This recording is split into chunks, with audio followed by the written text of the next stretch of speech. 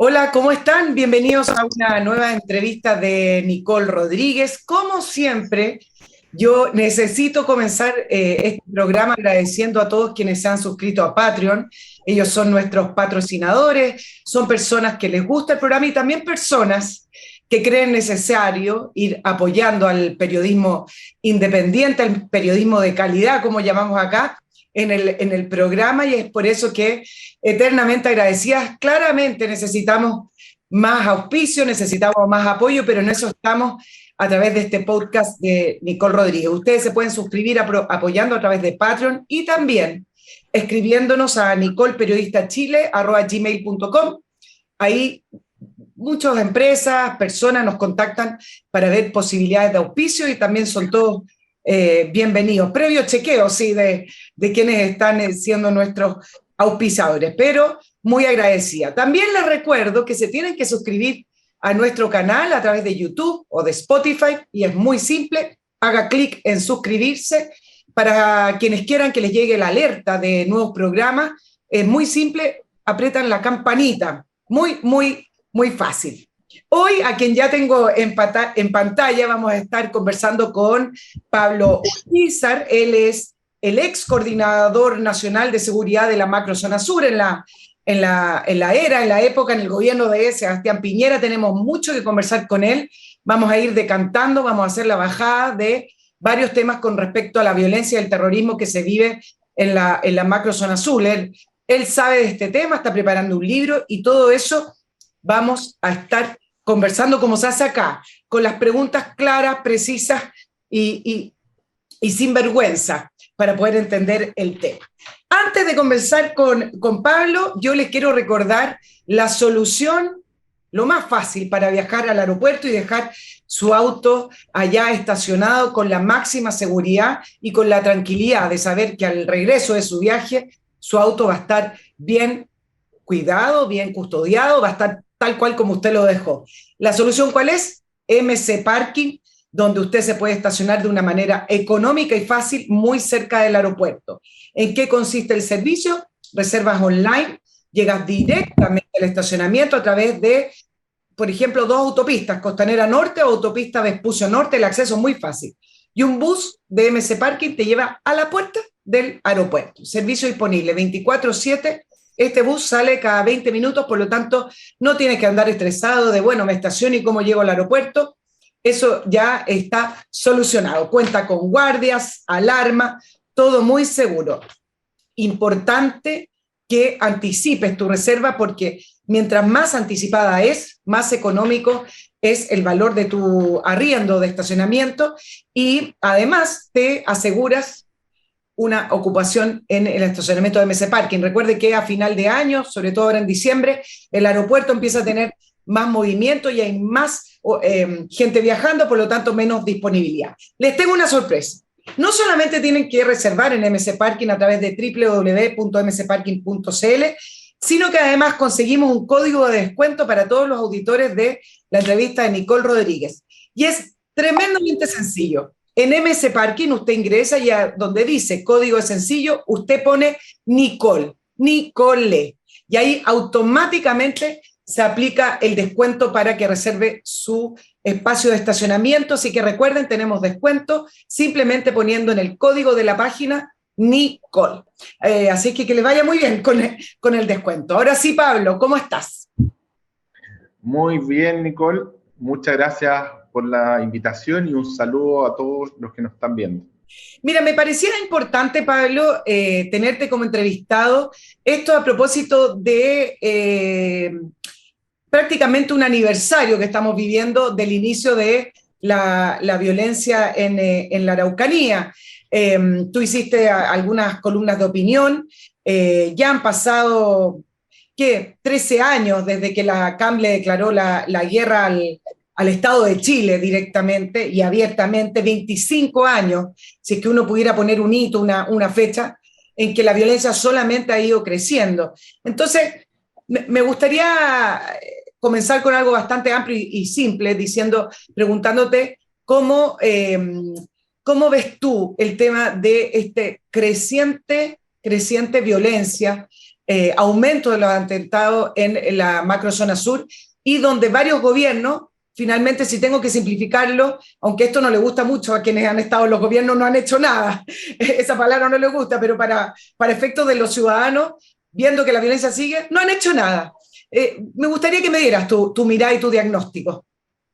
Sí, como tú bien dices, Nicole, bueno, la semana pasada, el 1 de diciembre, se cumplieron 25 años desde el primer hecho de violencia en la macrozona sur, específicamente fue en la comuna de Lumaco, en la Araucanía, en la provincia de Malleco, donde la coordinadora Arauco-Malleco, la CAM, lo que hizo fue atentar contra 3 camiones, ¿cierto?, de Forestal Arauco. Y desde ahí, una espiral creciente de violencia que nos tiene a hoy día, ya no solo en una comuna, no solo en una provincia, en una región, hoy día son 6 las regiones del país que han sido afectadas, no solo las de la macrozona sur, que se refieren a la Araucanía, a Biobío, a los ríos, los lagos, sino también se han incrementado con la región de Ñuble, por ejemplo, recientemente, la región de O'Higgins también, y por lo tanto vemos cómo el fenómeno de la violencia no solo ha mutado, sino que se ha complejizado y hoy día estamos hablando derechamente de terrorismo, de narcotráfico y de crimen organizado que lamentablemente está poniendo en juego la soberanía del país, porque las orgánicas radicalizadas y terroristas lo que buscan es ejercer el control territorial y la soberanía territorial. Se ponen en juego también los derechos fundamentales de las familias mapuche y no mapuche. Solo para dar unos datos, solo en los últimos 3 años se han materializado 3.408 hechos de violencia, 31 homicidios, 531 también personas lesionadas y una cantidad importante, más de 2016 bienes destruidos, entre los cuales hay iglesias, hay también inmuebles, hay escuelas y por lo tanto estamos viendo la afectación grave de derechos fundamentales de familias mapuche y no mapuche en la macrozona sur. Por lo tanto, es el primer diagnóstico a 25 años, ¿cierto?, de lo que está ocurriendo, no es positivo. No, claro que no, pero remontémonos un poquito, hagamos un poquito de historia para después llegar a estos tiempos. ¿Siempre fue terrorismo, Pablo, bajo tu perspectiva, bajo tu juicio, hace 25 años atrás? ¿Siempre fue terrorismo o más bien en un inicio sí tenía vinculación con exigir ciertos retornos de tierras, restituciones, ciertos derechos para los pueblos originarios? ¿O siempre fue lo que hoy día vemos? A ver, lo primero es que entender y comprender que lo que siempre ha sido es que se ha utilizado la violencia como método de acción política. Es decir, si es que el año 1997, el hito crucial que se produce en la macrozona sur es que se pasa de una demanda de tierras por la vía institucional a una demanda de tierras por la vía violenta, ¿cierto? Y por lo tanto, desde ahí empieza a materializarse un principio que es extremadamente negativo para cualquier democracia y que está proscrito en todas las democracias, que es precisamente la utilización de la violencia como método de acción política. Y el método de presión es a través de los distintos hechos de violencia que se van configurando con el tiempo y que van teniendo un tenor y una profundidad mucho mayor y que evidentemente termina redundando o como consecuencia de eso en terrorismo, y el terrorismo se empieza a alimentar también del narcotráfico y del crimen organizado, llegando a lo que vemos hoy día. Claro, pero te lo preguntaba desde el punto de vista político, en el sentido de que si hace 25 años atrás y en el camino hacia hoy siempre se entendió como terrorismo, hoy en día todavía se discute, acá hay una división política, por eso te preguntaba, o más bien Sí. algunos lo veían desde otro punto de vista. ¿Y cómo ves hoy tú, además, la discusión con respecto a si se habla derechamente de terrorismo o no, o de seguir hablando de violencia rural? ¿Por qué cuesta tanto eso? A ver, yo creo que hoy día hablar de violencia rural es una falta de respeto profundo y un desconocimiento total de lo que está ocurriendo en la macrozona sur. Es decir, cuando vemos situaciones como la que dijo el mismo presidente Boric, El presidente Boric dijo, acá hay actos terroristas, y a propósito de qué, de un atentado que fue materializado producto de la resistencia mapuche lafkenche en la comuna de Contulmo con el molino Grolmus, donde resultaron gravemente lesionadas 3 personas, una en riesgo vital, y donde la resistencia mapuche lafkenche, ¿qué exigía? Exigía una serie de beneficios penitenciarios a personas que hoy día están presas en la macrozona sur, que no son presos políticos, sino que están presos por graves delitos, y en donde exigía también el fin del estado de emergencia. ¿Por qué? Porque hay una realidad, ¿cierto? Mientras mayor es la presencia del Estado, mayor también es la reacción de estas orgánicas radicalizadas y terroristas que buscan ese control territorial. Pero como tú bien dices, Nicole, la expresión de terrorismo es algo que hoy día está teniendo cada vez más consenso. Vimos hace una semana la encuesta CADEM, donde señalaba que el 82% de las personas consideraba que en la Araucanía había terrorismo, y por lo tanto hay una mayor conciencia de lo que está ocurriendo. Pero eso no ha sido consistente en estos 25 años. Hemos ido, ¿cierto?, desde un principio donde sí se ejercieron acciones antiterroristas. El gobierno del presidente Lagos además materializó una operación de inteligencia que se llamó la Operación Paciencia, que permitió desarticular prácticamente las orgánicas radicalizadas y terroristas, pero después nos vimos involucrados en una serie de conflictos a nivel de Estado, ¿cierto?, de gobierno, entre el Ministerio Público, las policías y también el mismo gobierno, que hizo evidentemente que hoy día, o hasta hace muy poco, se hablara incluso de violencia rural y no se hablara directamente lo que había, que era terrorismo, narcotráfico y crimen organizado. Pablo, pero ¿cómo te explicas tú esa diferencia de mirada o por lo menos esa diferencia de relato político? ¿A qué lo atribuyes tú? En el sentido, yo sé las encuestas de la ciudadanía y las encuestas de la Araucanía y la macrozona sur son más que evidentes, pero al final acá alguien tiene que conducir el barco. Entonces mi pregunta es, ¿a qué atribuyes tú que exista tanta reticencia a nombrar las cosas como son? Hablar de terrorismo y si no hablar de violencia, ahora narcotráfico, que son, el narcotráfico es un efecto y es una situación que viene paralela, que viene después, pero acá la madre de las batallas es el terrorismo. Entonces, ¿a qué atribuyes tú esa diferencia de mirada?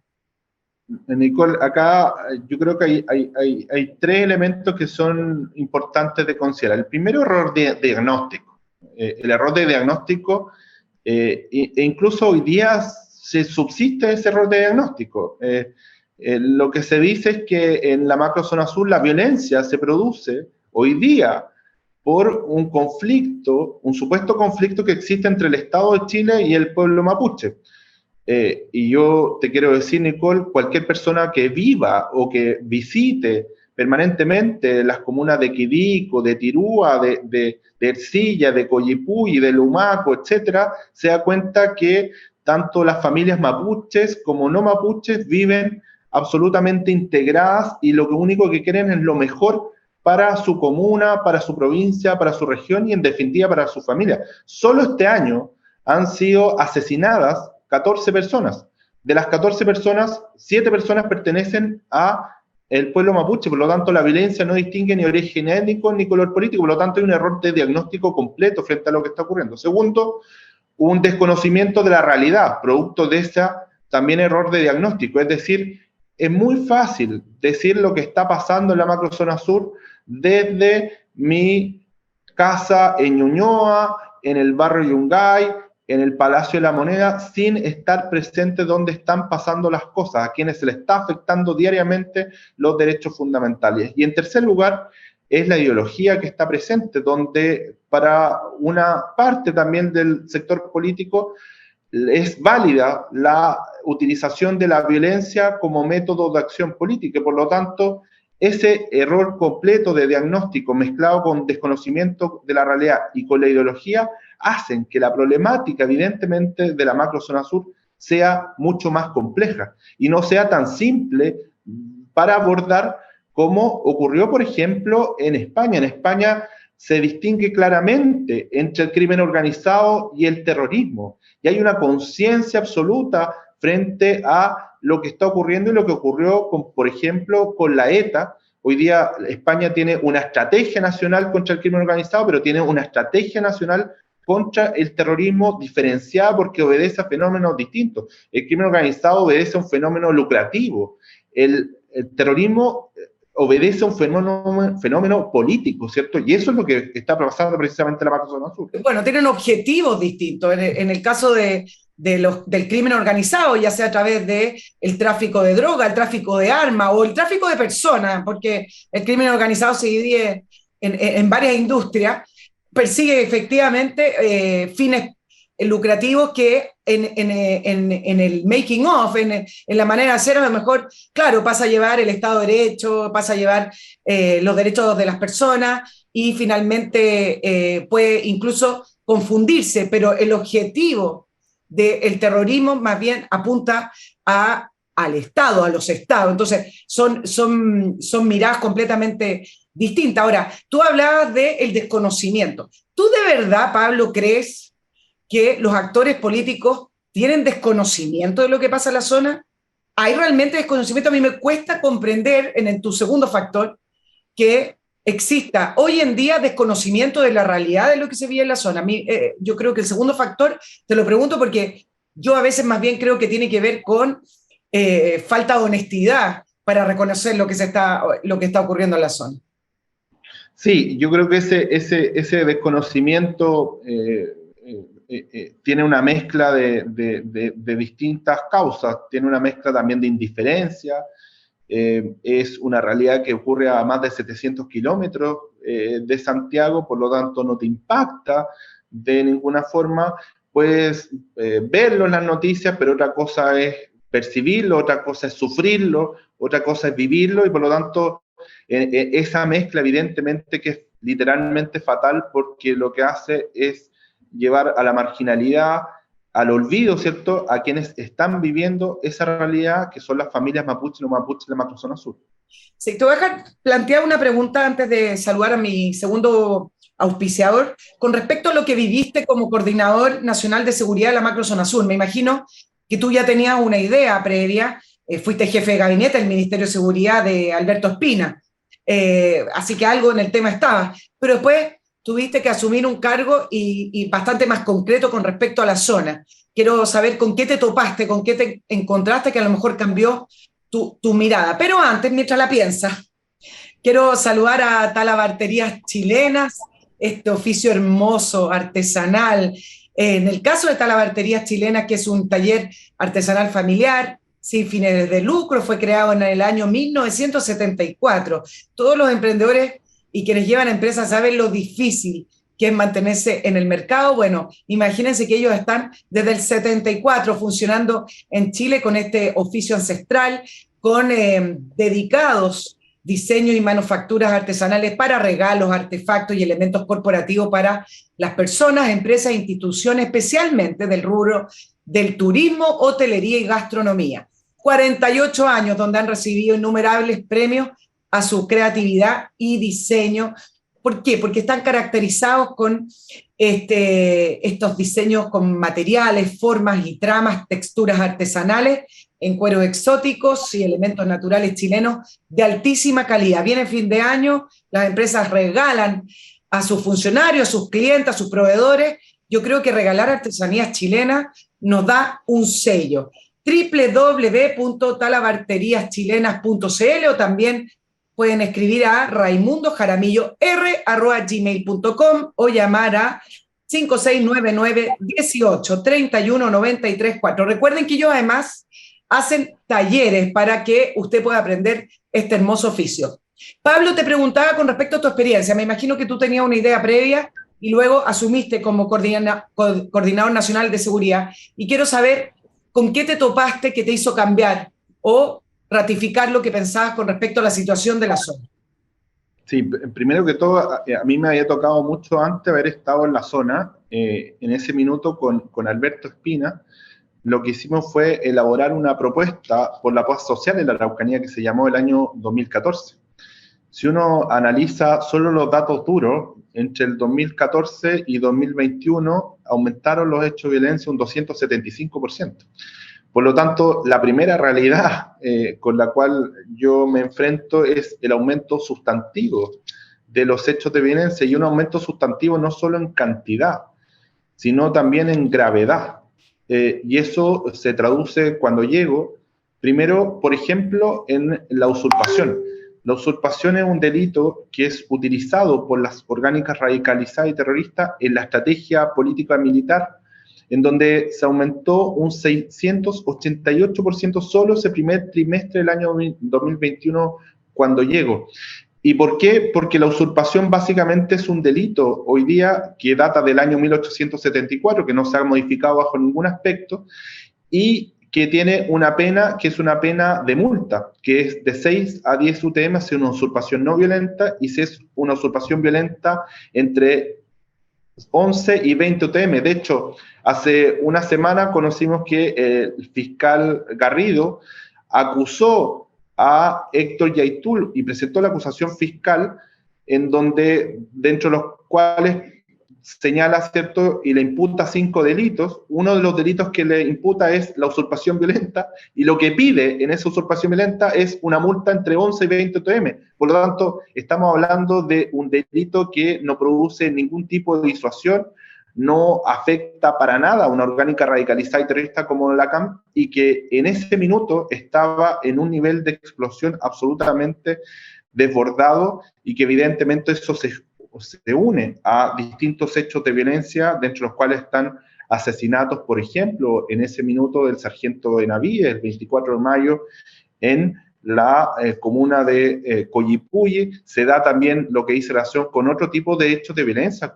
Recordemos el secuestro Sí, que pero se Pablo, dio donde... más ¿sí? allá de la cifra, yo te preguntaba de tu experiencia desde el punto de vista de la gestión y de cuando tú asumiste como coordinador, me imagino que tenías una idea de, bueno, esto se puede solucionar así, o yo esto lo voy a hacer de tal manera para poder... Yo sé que las cifras todas son bastante evidentes y las cifras además han ido subiendo. Mi pregunta es si te topaste con algo mucho peor de lo que pensaste, o realmente dijiste, bueno, en realidad acá sí esto se puede solucionar y bastaría como con un acuerdo político. No, no, no. Acá hay, siempre una cosa es ver el problema, y otra cosa es vivir el problema. A eso me refiero. Y otra cosa, evidentemente, que es una realidad distinta, y hay mil y una complicaciones, partiendo con el problema político. El problema político dice relación no con la izquierda y derecha, sino que dice relación con la falta de un diagnóstico común frente a lo que está ocurriendo. Entonces, si nosotros no tenemos un diagnóstico común, las alternativas y las vías de solución son completamente contradictorias.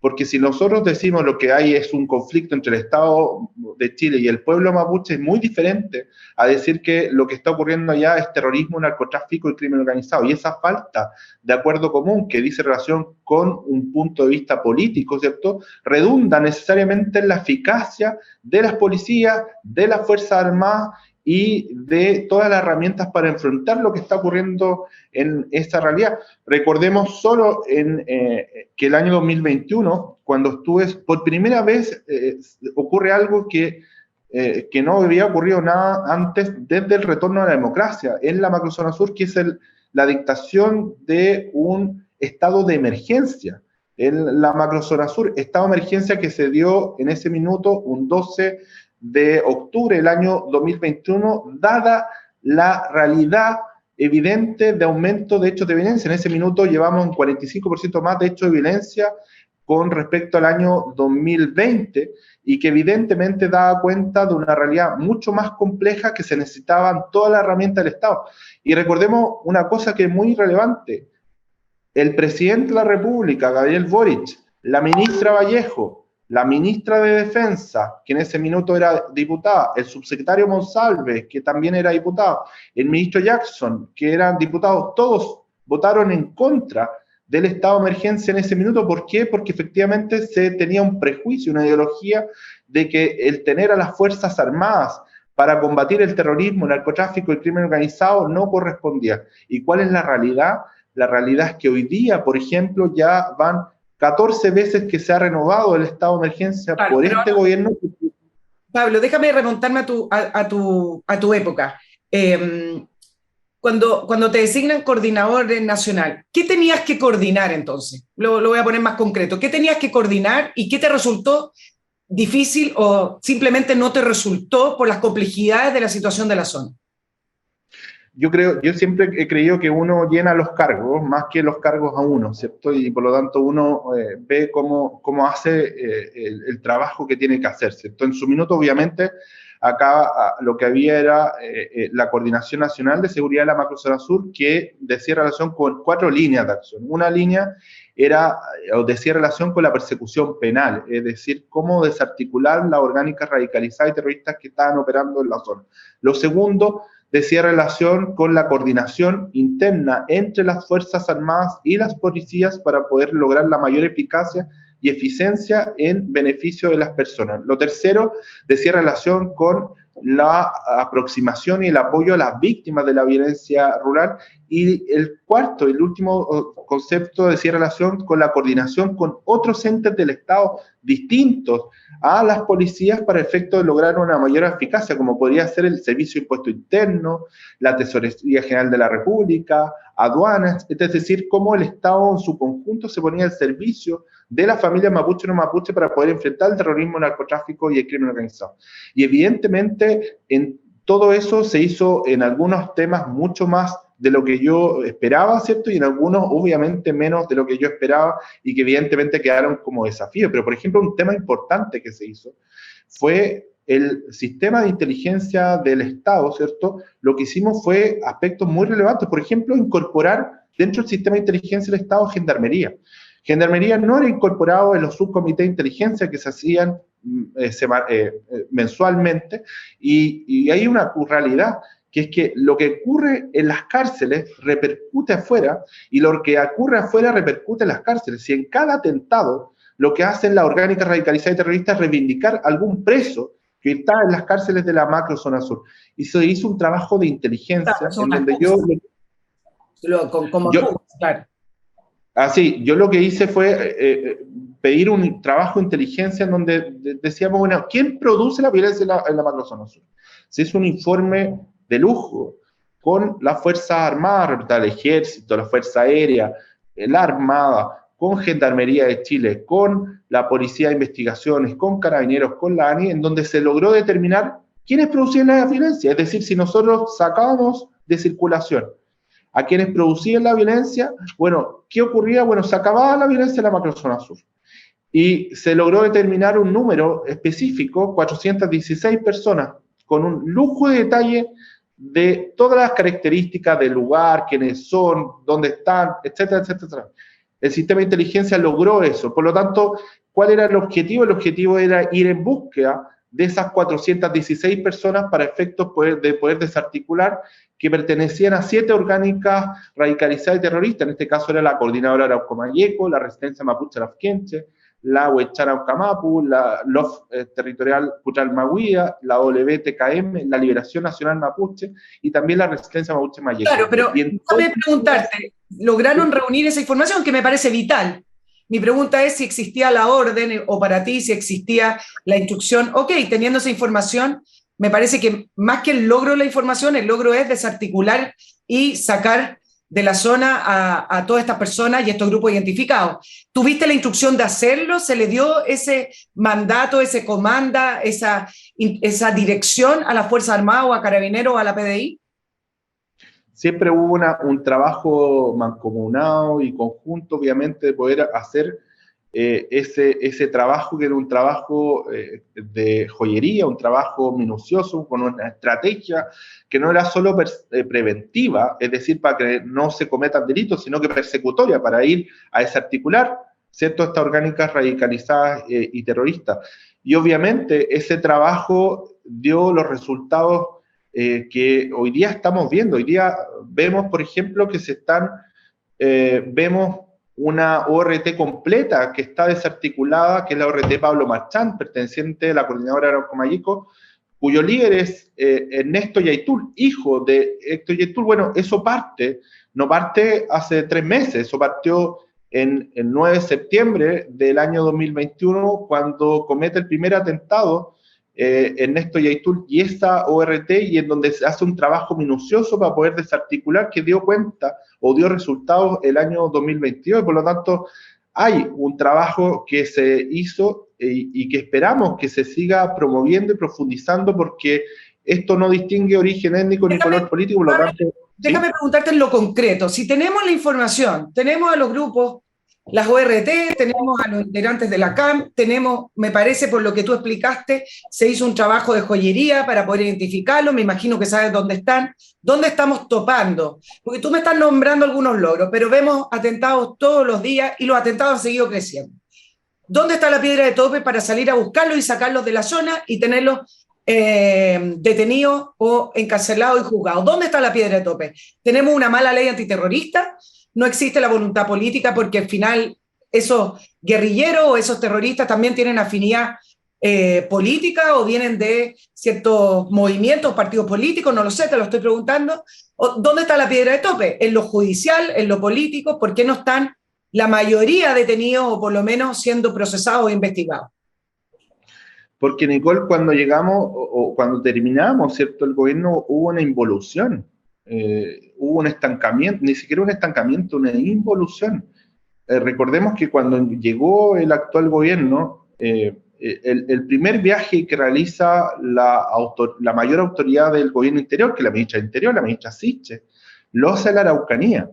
Y cuando va a la Araucanía, ella comete dos errores, a mi juicio, garrafales, ¿cierto? Primero, va a la comunidad autónoma Temucuicui, ¿cierto? Como si fuese al centro de Santiago, y ahí es violentada, ¿cierto? A través de un grave atentado, en donde gracias a Dios no le ocurrió nada a ella, pero evidentemente lo que ocurre ahí es muy complejo, porque nunca en la historia reciente de la democracia chilena le había pasado algo de ese tenor a la máxima autoridad del gobierno interior, sino que además esa autoridad no se querella por esos graves hechos de violencia. ¿Y quién es la que materializa ese atentado? Es la resistencia mapuche Mayeco, una de las orgánicas radicalizadas y terroristas que operan en la zona. Y en segundo término, un aspecto que a mi juicio es bastante complejo, es que empieza a hablar, recuerda, de presos políticos.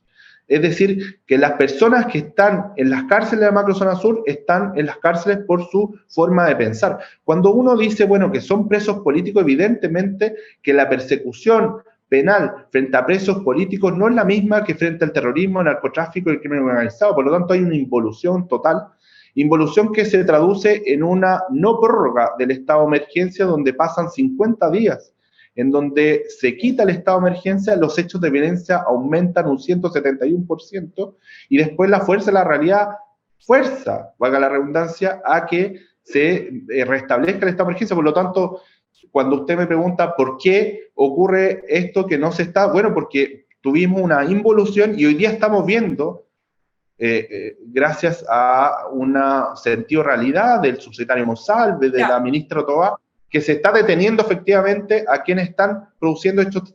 Pablo, te voy a preguntar lo siguiente. Con el caso Catrillanca, hubo como un stop, no voy a seguir indagando en el tema de la Araucanía desde el gobierno de Sebastián Piñera, porque tú hablas de involución, pero tampoco se avanzó mucho en el gobierno de Sebastián Piñera, porque los atentados también siguieron creciendo, digamos. Tú hablas de ese diagnóstico y de esa cifra, me parece que eso es relevante, pero también podríamos decir que en el gobierno de Sebastián Piñera no hubo los cojones para salir a buscar y hablar de vamos a perseguir a los grupos terroristas. Hubo después temor de seguir acciones en la Araucanía después del caso Catrillanca, se inhibieron, digamos. No lo sé, te lo pregunto. Yo creo que no voy a hablar del gobierno del presidente Piñera, expresidente Piñera, yo voy a hablar del Estado, ¿ya? Yo creo que el Estado piensa, el Estado también se ha equivocado.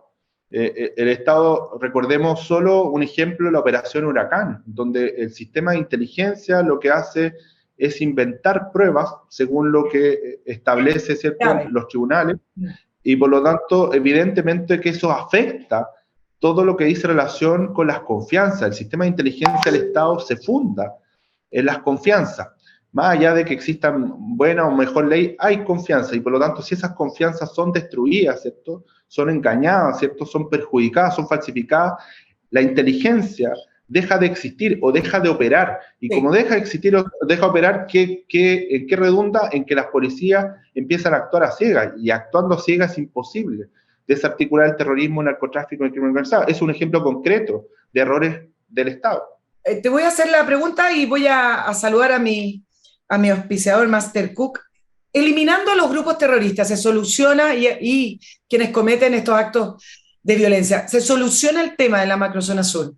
Y dame un segundo para poder saludar a Master Cook Casino, una concesión de casinos de alimentación para empresas, pero tiene una especialidad y es la cocina in situ. Con Master Cook su empresa obtiene la mejor calidad, una grata atención y una supervisión directa de sus dueños para que la comida no huela ni sabe a plástico. Usted come la comida con olor casero, la comida que usted comería en su hogar.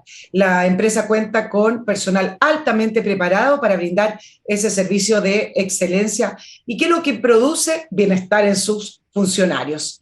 Con Master Cook en su trabajo, almuerce como en casa. www.mastercook.cl y directamente, si usted quiere saber qué tipo de alimentación puede tener en su empresa, de qué manera funciona esa concesión, ventas@mastercook.cl.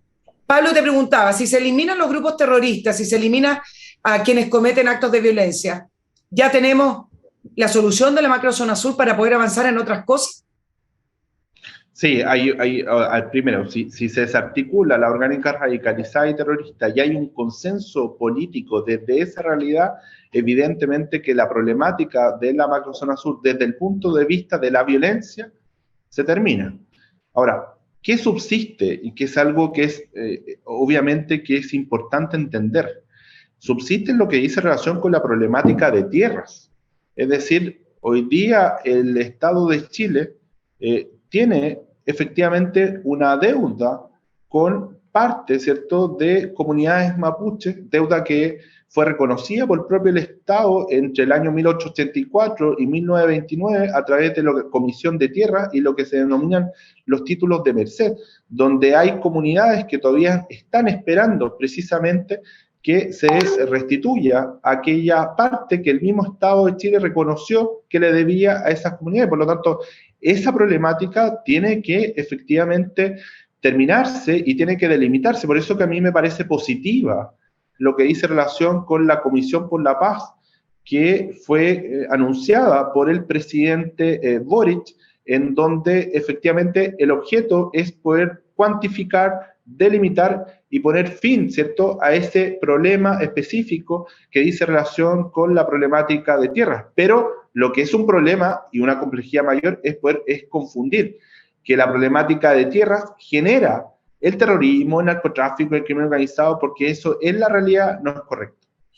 Pablo, ¿de verdad te parece que necesitamos más mesas y proyectos de diálogo en la Araucanía? Yo digo porque casi todos los gobiernos lo han hecho con distintos nombres. En el caso de él, el presidente Boric anunció esta mesa de diálogo por la paz, pero al final termina siendo un catastro que podría ser la CONADI u otro ministerio para poder delimitar, y me parece correcto, digamos, sepamos de una vez por todas cuántas tierras hemos entregado, cuánto se puede seguir entregando. Esto no es eterno ni infinito, la tierra es limitada, tiene un fin. Pero ¿te parece de verdad que necesitamos más mesas de diálogo y te parece positivo y correcto? Yo digo porque el tiempo pasa y seguimos dando vuelta en círculo lo mismo. Lo que pasa es que hay un problema basal, y el problema basal es que no hay un acuerdo político frente a lo que está pasando. Entonces, no sacamos nada con ejecutar un catastro si es que efectivamente va a haber parte de la clase política que va a negar, va a justificar o va a tolerar la utilización de la violencia como método de acción política. Por lo tanto, lo primero es esa separación radical entre la problemática de tierras y la violencia. Frente a la violencia, evidentemente, todavía no existe un acuerdo frente a una estrategia nacional contra el terrorismo, el narcotráfico y el crimen organizado que vaya derechamente a establecer una estrategia persecutoria para desarticular esa orgánica radicalizada terrorista. Eso está al debe completamente. Y otra parte dice relación con la problemática de tierras, y en esa problemática de tierras también tiene que haber un consenso político frente a la necesidad de delimitarla, de cuantificarla y de terminar de una vez por todas con esa problemática. Y en eso evidentemente han habido muchos intentos y esos intentos han fracasado, pero no porque hay fracasado significa que no hay que intentarlo y materializarlo. ¿Por qué? Porque es una necesidad, y esa necesidad se requiere con urgencia, con oportunidad, pero separando necesariamente lo que dice relación con la violencia con la problemática tierra. Ahora, también uno podría ser mal pensada, pongámoslo así, decir, bueno, no es que fracasen, es que se hacen estas mesas de diálogo, estos cabildos en algunos otros gobiernos como Michelle Bachelet, para ganar tiempo y al final no hacer nada. También uno podría decir, no es que quieran tener un gran éxito, sino que quieren mostrar que se hace algo, estamos dialogando, etcétera, todo muy bien, pero al final van ganando tiempo para realmente no entrar de lleno al fondo del problema. Lo que pasa, Nicole, es que tú das con un punto que es extremadamente relevante, ¿cierto? Para cualquier gobierno, lo que está pasando en la Araucanía políticamente es un problema. Y por lo tanto, muchos gobiernos se han dedicado a administrar el problema, pero pocos gobiernos se han dedicado a solucionar el problema. Y yo creo que no corresponde que sigamos como gobierno, como Estado, administrando un problema, sino que de una vez por todas tenemos que dedicarnos a solucionar el problema. Y en eso yo creo que hay un dicho que dice que obras son amores y no buenas razones. Y por lo tanto acá se necesitan hitos concretos que vayan materializando las buenas intenciones y la buena fe de un gobierno determinado, pero con una perspectiva de Estado, sin discriminación por el origen étnico, el color político, sino que asumiendo de una vez por todas que lo que está en juego es la soberanía, es la democracia y son los derechos fundamentales. O sea, a veces se nos olvida, pero tú ya lo recordabas, el 2009 la CAM le declaró la guerra al Estado de Chile. La guerra, Nicole, no estamos hablando de una distinción simple y llanamente autonomía. Pablo, ¿sirve o no sirve la actual ley antiterrorista? Tú te viste también en un cargo en el cual había que definir si se aplicaba o no. El gobierno actual dice, no la aplicamos porque no sirve, mejor hacemos la ley o presentamos querellas para quienes resulten responsables o la ley de seguridad interior del Estado. ¿La actual ley antiterrorista sirve o no sirve judicialmente y para poder tener procesadas a las personas que corresponden? Mira, Nicole, yo te voy a dar un ejemplo concreto que me parece que es evidente. Si uno analiza el gobierno del presidente Boric, el programa de gobierno, y uno se va a la parte de la ley de seguridad del Estado. Lo que decía el programa de gobierno de la ley de seguridad del Estado es que había que suprimirla, había que derogarla.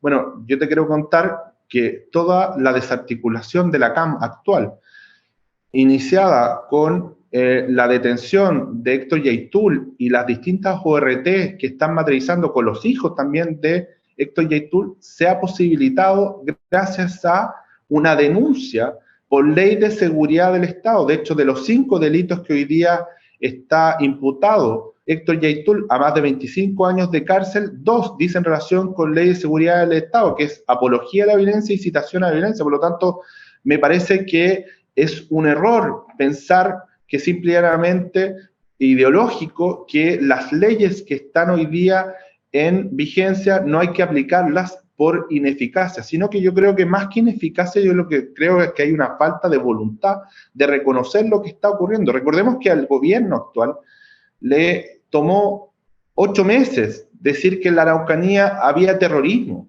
No, y aún así, dijo que hay terrorismo, dijo que hay actos de carácter terrorista, son cosas distintas, sí, son matices, es y verdad. no el presidente. No ha dicho. Es verdad, dijo que el caso del Molino Gromos era un acto terrorista. Es verdad lo que tú dices, pero ya incluso decir eso le costó 8 meses, por lo tanto, más que un problema de eficacia de la ley antiterrorista, yo creo que hay un problema ideológico en no reconocer que existe terrorismo en la macrozona sur. Pablo, pero déjame entenderlo. Hay 2 leyes que se nombran en estos casos, la Ley de Seguridad Interior del Estado y la Ley Antiterrorista. ¿Es más efectiva la Ley de Seguridad Interior del Estado, aunque dice relación con otros aspectos de la violencia?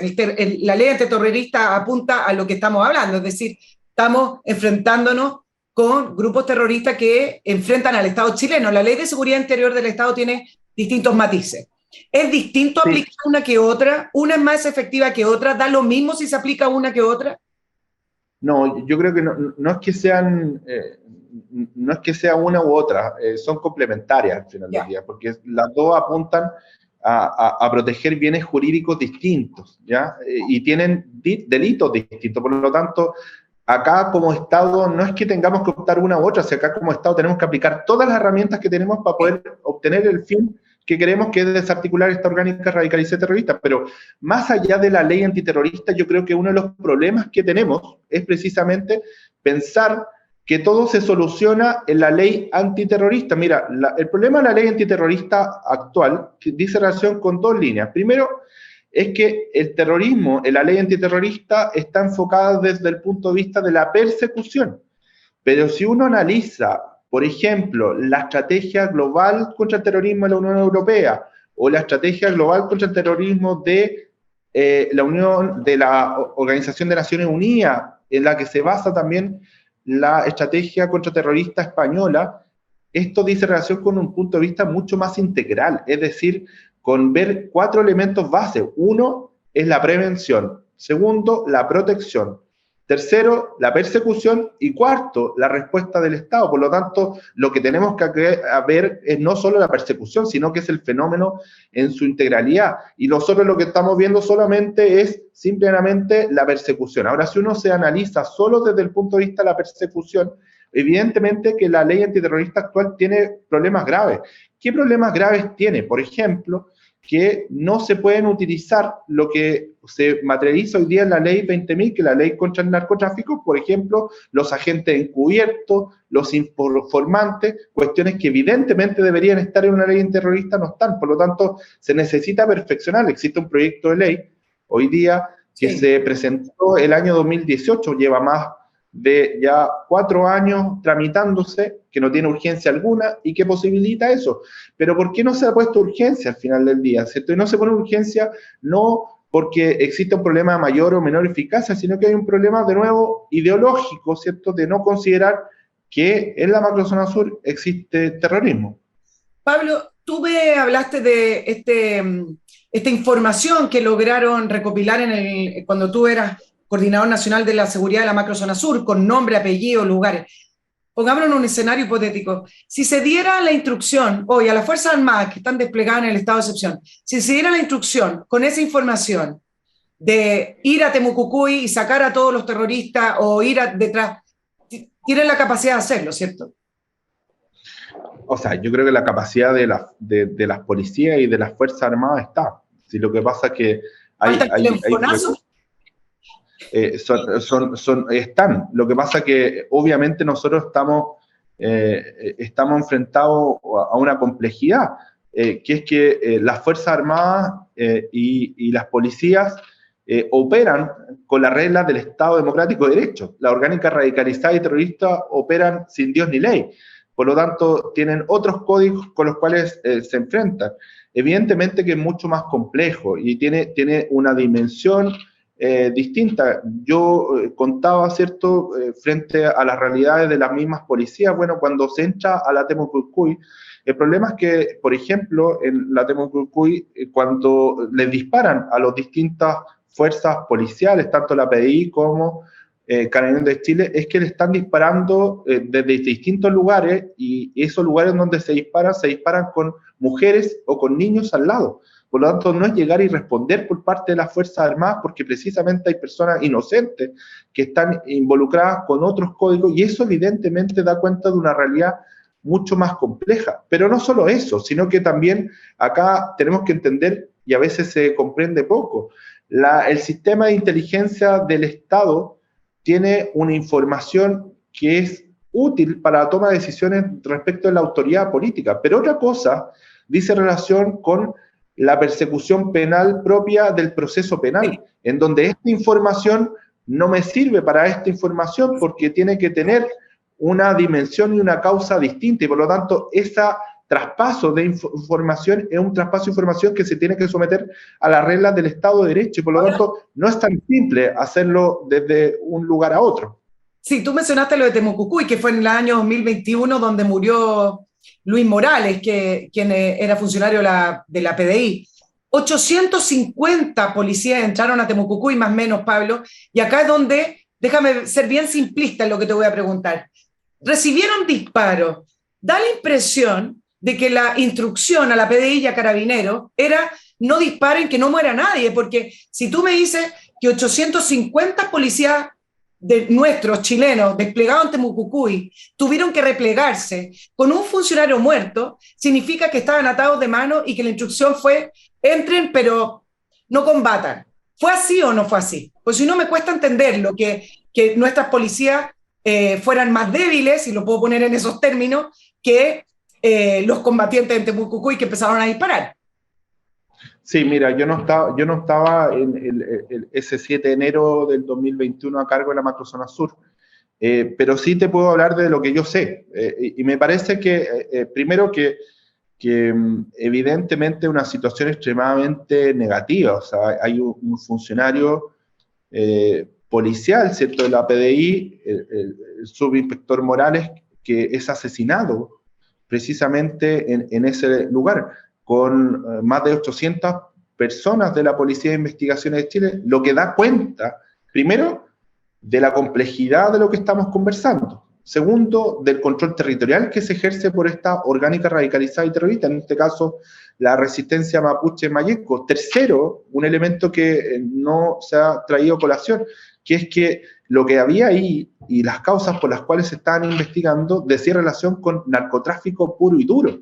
Y por lo tanto, ¿de qué estamos hablando? Estamos hablando, ¿cierto?, de una situación que fue extremadamente compleja para el Estado de Chile y que necesariamente se tienen que materializar aprendizajes para efectos de poder abordar lo que está ocurriendo de una manera distinta. Pero evidentemente todo lo que había ocurrido antes, vinculado con el caso Catrillanca, vinculado con la operación Huracán, son situaciones que inciden negativamente, ¿cierto?, en ese resultado, pero que esperamos, evidentemente, que para las posteriores acciones operativas, ¿cierto?, eso no se materialice con un trabajo Sí. conjunto. De todas maneras, de la policía.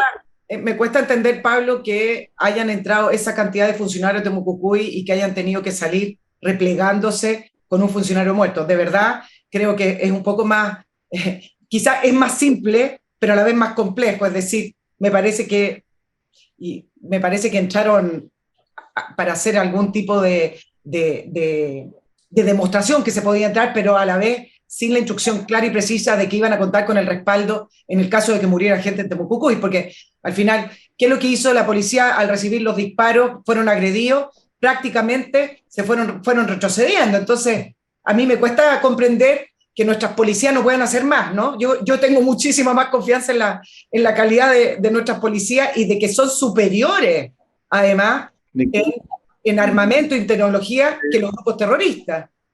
Nicole, mira, yo te voy a dar dos ejemplos que son, o sea, yo creo que nadie puede decir que fue un éxito la operación que se hizo en Temucuco. Eso nadie lo puede decir y me parece que es bastante evidente. Por eso que yo quiero trabajar más bien en el aprendizaje, ¿cierto?, frente a esa situación, pero un elemento que me parece que es relevante y que por eso te digo, yo lo vi, lo viví y también lo apliqué, ¿cierto?, durante mi gestión, ¿cierto? Es que hay ciertos lugares que no son lugares comunes, ¿no? Que no son lo mismo, ¿cierto? Donde el nivel de complejidad, y yo lo voy a poner en estos términos, político-militar es distinto, ¿ya? Y por lo tanto, uno de los desdes, ¿cierto?, frente a esta realidad, ¿cierto?, es el trabajo conjunto y mancomunado, ¿cierto?, entre las distintas instituciones para lograr ese objetivo, ¿cierto? Y un trabajo mancomunado basado también en lo primero que debe existir, que es la protección de los funcionarios que están dando la vida, ¿cierto?, para proteger a todos nosotros, ¿cierto?, que son las policías, ¿cierto?, las Fuerzas Armadas, y en donde un elemento basal, ¿cierto?, en la Temucucuy, por eso el error completo de la ministra Siche en ese minuto cuando visita Temucucuy, es, por ejemplo, los vehículos blindados. Los vehículos blindados es basal en la macrozona sur, porque en la macrozona sur se están disparando no con pistolas, ¿cierto?, 9 milímetros, 38 milímetros, sino con 7,62, 5.56, que son fusiles de guerra. Y por lo tanto, esa es la realidad a la que nos enfrentamos y que lamentablemente, obviamente, tuvo como consecuencia la caída de un mártir de la Policía de Investigaciones, y en eso, como Estado, tenemos que aprender para que eso no vuelva a ocurrir, pero no solo que no vuelva a ocurrir, sino que para poder derechamente desarticular esta orgánica radicalizada y terrorista. Bueno, tú me contaste que la información está. Pablo, déjame preguntarte por el recurso ante el Tribunal Constitucional para que se pronuncie sobre la inconstitucionalidad de la CAM, de Huichana Ucomapu, la resistencia mapuche Mayeco, bueno, las orgánicas, digamos. Cuesta comprender, quiero que me lo expliques también, que el Tribunal Constitucional no te haya dado el pase y no te haya dicho efectivamente que iba a seguir con esa presentación y sin embargo la declaró inadmisible 2 veces, entiendo. ¿Cómo se explica que, por ejemplo, en el caso de la CAM, que le declaró abiertamente la guerra al Estado, el Tribunal Constitucional no se pueda declarar y hablar acerca de la CAM como un elemento inconstitucional, entendiendo que la Constitución no avala la violencia política, ¿no? Y el terrorismo?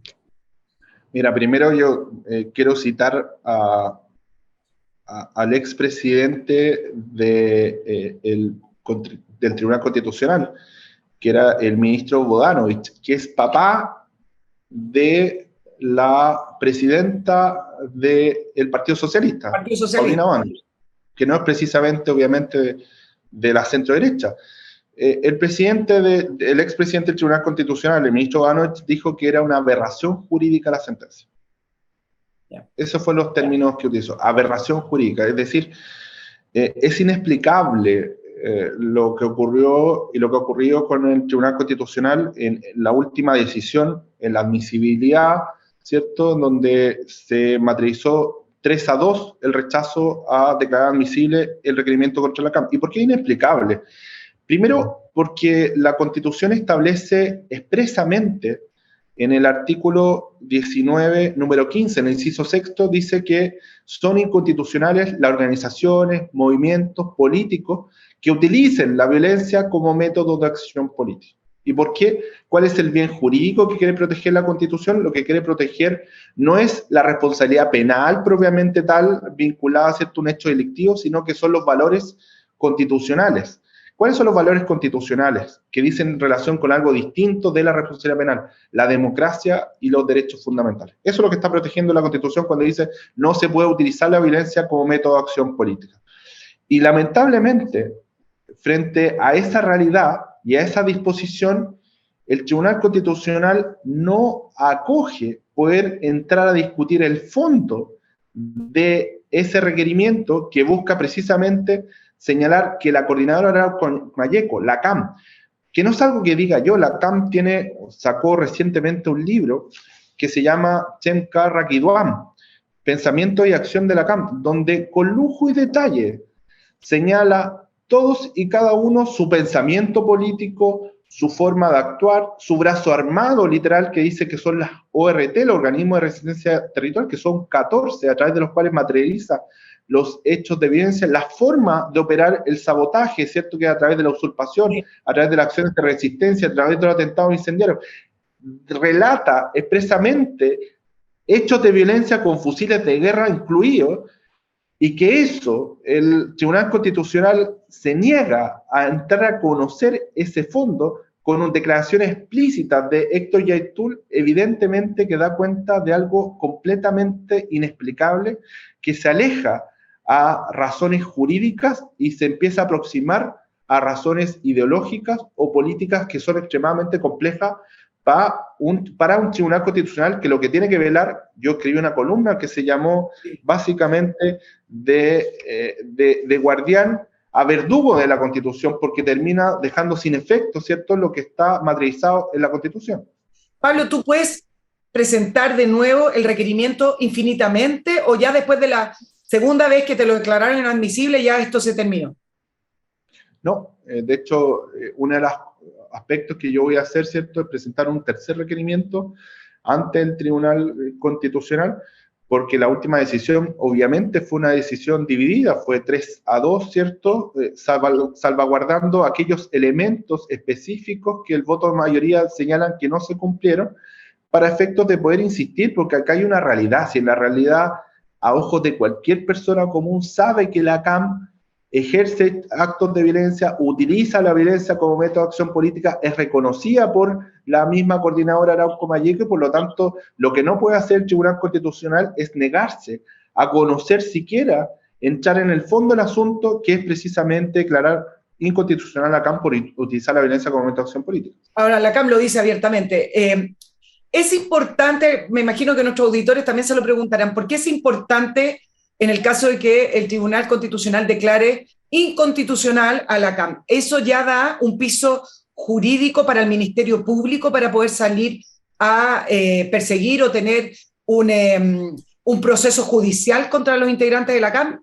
También da señales internacionales, te lo pregunto, sobre la importancia de que el Tribunal Constitucional declarase a la CAM y sus ORT como inconstitucionales.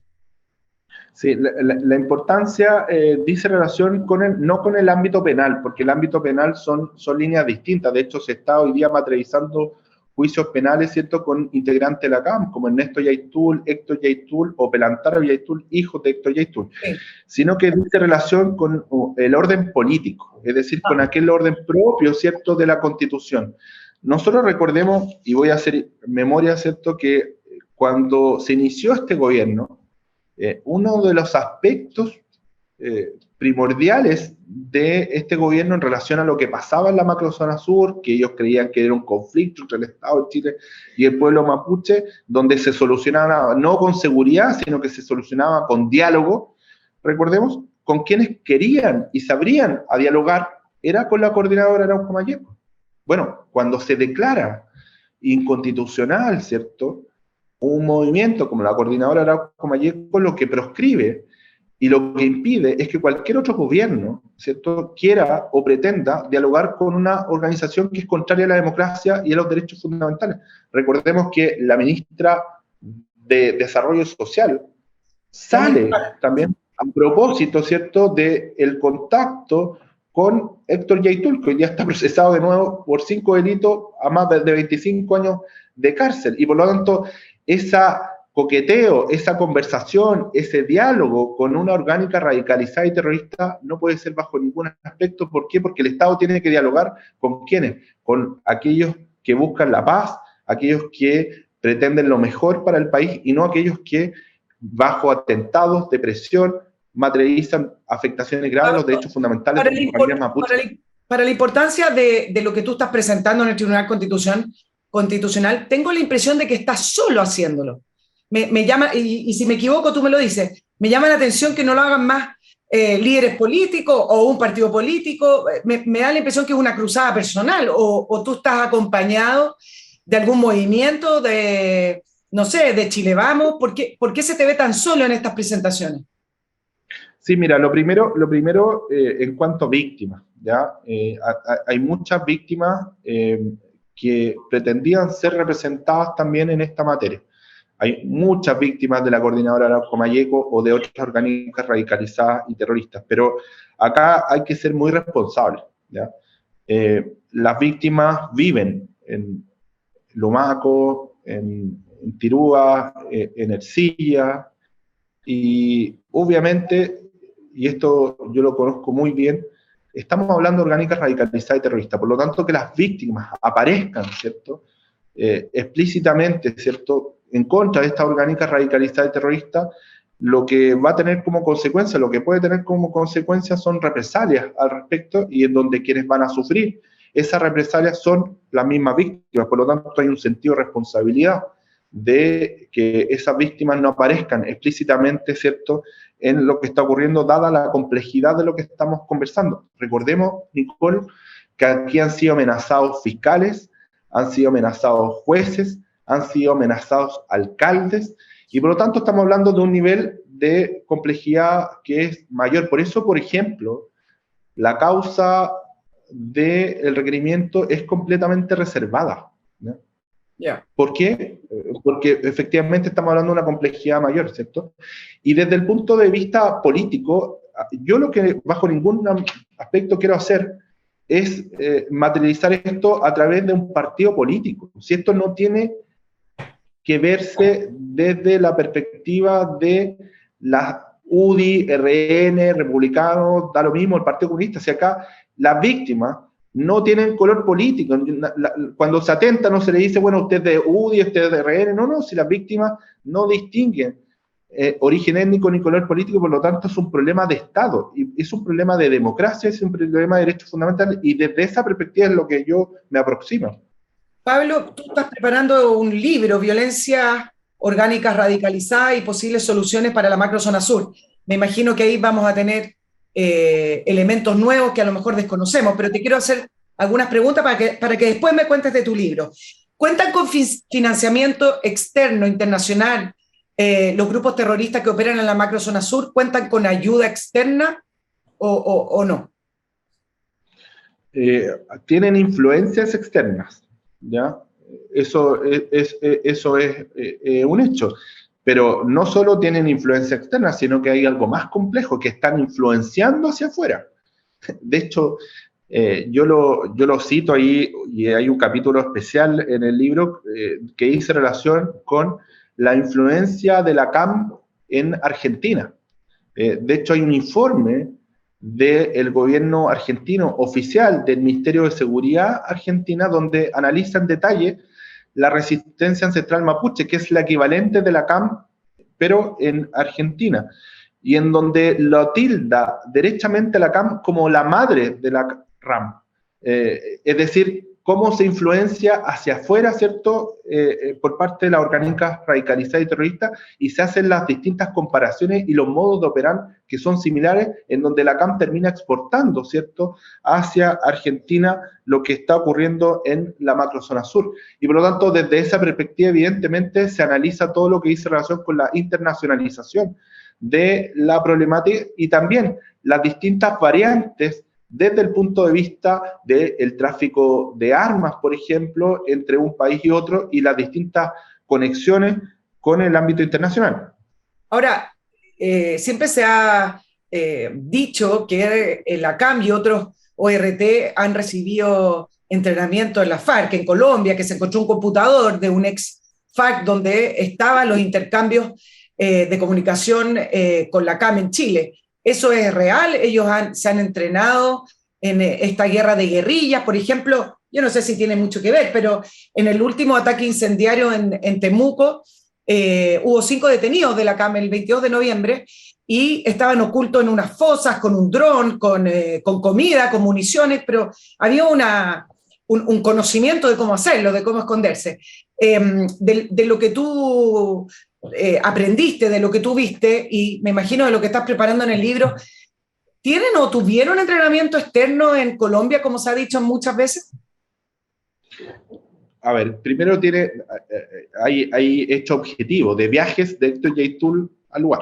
¿Ya? Eso es hecho objetivo. También hay un hecho objetivo, que es que las orgánicas radicalizadas tienen formación paramilitar. Eso es evidente, ¿cierto?